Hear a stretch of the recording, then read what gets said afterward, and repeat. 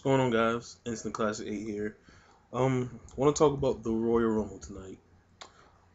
Excuse me, a little bit sick today. Um, like I said, I don't watch ECW, but I keep up with it through the results and this and that.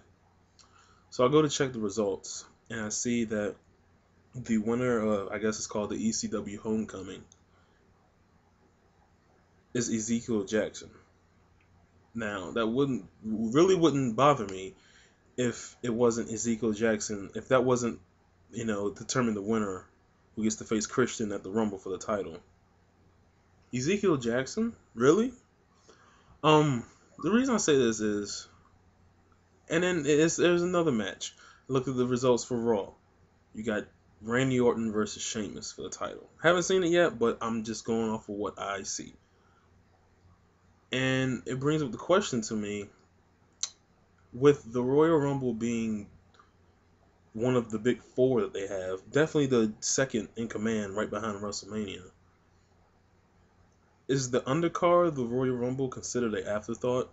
Now, I know some of you would be like, obviously, because the Royal Rumble match is the main event, and that's what the pay-per-view is for. But you also have to sell a pay-per-view. I know the Royal Rumble sells itself. I buy the Royal Rumble just because that's what it is. But, people want to see other great matches involved in the Royal Rumble. So right now you got Christian versus Ezekiel Jackson, who that match will probably not be good. I don't know, but it probably won't. And Sheamus versus Orton.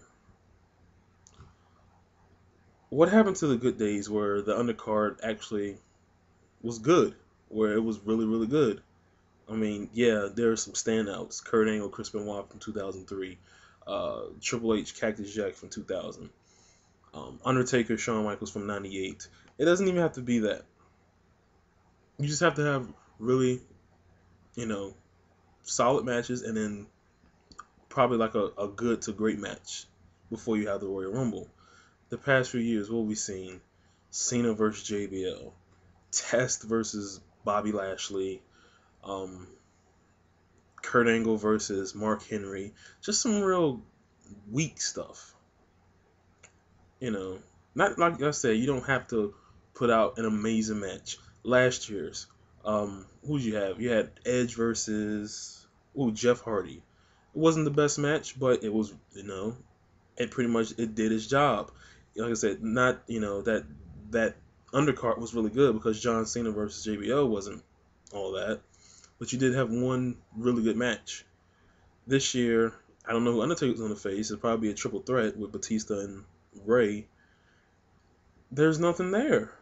And like I said, as much as I love the Royal Rumble, I also like to see a great pay-per-view, and it doesn't look like it's going to shape up to be that. So I would love to see more enthusiasm and more thought put into the undercard of the Royal Rumble. Like I said, I mean, there's been great matches in the past. Like I said, you don't have to have an amazing match, just really, really like a good to great, at least one good to great match, and then the rest can just be solid. But right now, it doesn't look like it's shaping up to be like that. But hopefully, it'll change. Probably not. Like I said, we'll probably see that triple threat happen. The spoilers came out. I didn't look at it yet, but we'll probably see that happen. So who knows? But one more thing, the Royal Rumble itself this year. Does anybody out there have a favorite to win? Normally around this time, even when the Royal Rumble starts, people usually have favorites. Not saying that someone knows they're gonna win. This person's gonna win, that person's gonna win. They just have favorites. Right now, I don't have anybody as a favorite. Um, just looking at it, all the guys that I would probably have as a favorite are outside the Royal Rumble in other matches. Um, you know, Even again, when I look outside, Big Show's probably not going to win it. Jericho's probably not going to win it. Um, More than likely, it'll probably be Cena. But you know, there's no favorites. It's like there's no hype behind the Royal Rumble at all this year. Like I said, they'll do something. It'll end up being a good match, but there's just no hype around it. And I usually get excited for the Royal Rumble because I enjoy the road to WrestleMania. As much as I'm not a big fan of what's called Elimination Chamber, but No Way Out. I still like it because it's the road to WrestleMania. So I feel that you got to start the hype machine now with the Royal Rumble, and there's nothing behind it because there is no favorite, and you just got a bunch of guys just standing around not doing anything. But like I said, it'll sell itself, so people will buy it either way. That's how I do it.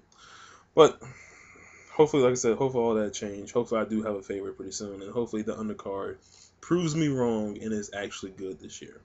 But until then, I will see you guys later. Instant Classic 8, and I'm out.